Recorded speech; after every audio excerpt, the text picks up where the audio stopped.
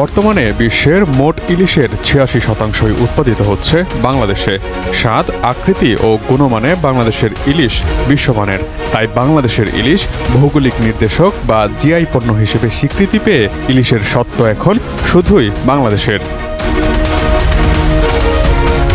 প্রতিবছর দুর্গাপূজার সময় ভারতের পশ্চিমবঙ্গে বাড়ে ইলিশের চাহিদা। আপ্যায়নে ইলিশকে পূজার অন্যতম অনুষঙ্গ হিসেবেও বিবেচনা করেন অনেকে। দুর্গাপূজার আগে কলকাতার মানুষের জন্য ইলিশ পাঠাতেন সাবেক প্রধানমন্ত্রী শেখ হাসিনা। তবে এবার পূজায় পশ্চিমবঙ্গে আর ইলিশ পাঠাবে না বাংলাদেশ।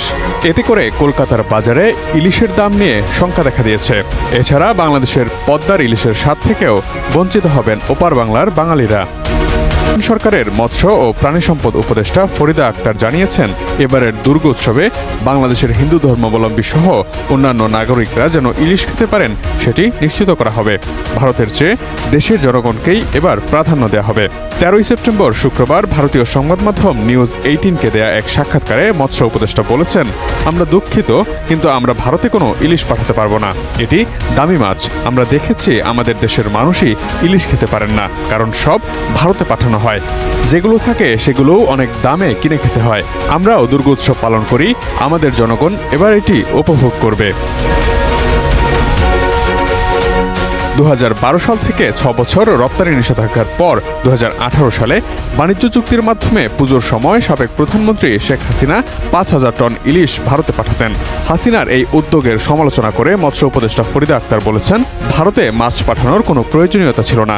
ভারতের সঙ্গে ভালো সম্পর্কের কথা বলে মাছ পাঠানো ঠিক হয়নি। তিনি বাংলাদেশের মানুষের প্রয়োজনীয়তাকে উপেক্ষা করেছেন। মৎস্য উপদেষ্টা আরও বলেছেন, ইলিশ নিয়ে ভারতের কোনো ইস্যু সৃষ্টি করার দরকার নেই। যদি তারা বাংলাদেশের সঙ্গে সুসম্পর্ক চায় তাহলে তাদের তিস্তার পানি বণ্টনের সমস্যার সমাধান করা উচিত। এর আগে বিবিসিকেও মৎস্য ও প্রাণী সম্পদ মন্ত্রণালয়ের উপদেষ্টা ফরিদা আক্তার বলেছিলেন, ইলিশ না পাঠানোর লক্ষ্য হল দেশের মানুষের কাছে এই মূল্যবান মাছকে সহজলভ্য করা। ইলিশের পাচার রোধ করার প্রত্যয় ব্যক্ত করে তিনি বলেছিলেন, এবার আমরা ইলিশকে সীমানা পার করতে দেব না। এর আগে গত ৫ বছরের ধারাবাহিকতা ধরে রেখে ইলিশ পাঠানোর জন্য বাংলাদেশ সরকারের উপদেষ্টা তৌহিদ হোসেনের কাছে আবেদন করেছিল ভারতের ফিশ ইম্পোর্টার অ্যাসোসিয়েশন, কিন্তু সেই চিঠিরও কোনো জবাব দেয়নি বাংলাদেশ সরকার। এতে হতাশ হয়ে আবারও চিঠি পাঠাবেন বলে জানিয়েছেন ভারতের ফিশ ইম্পোর্টার্স অ্যাসোসিয়েশনের হাওড়া শাখার secretary Syed Anwar Maksud. Imtiaz Alam, desk report, ATN news.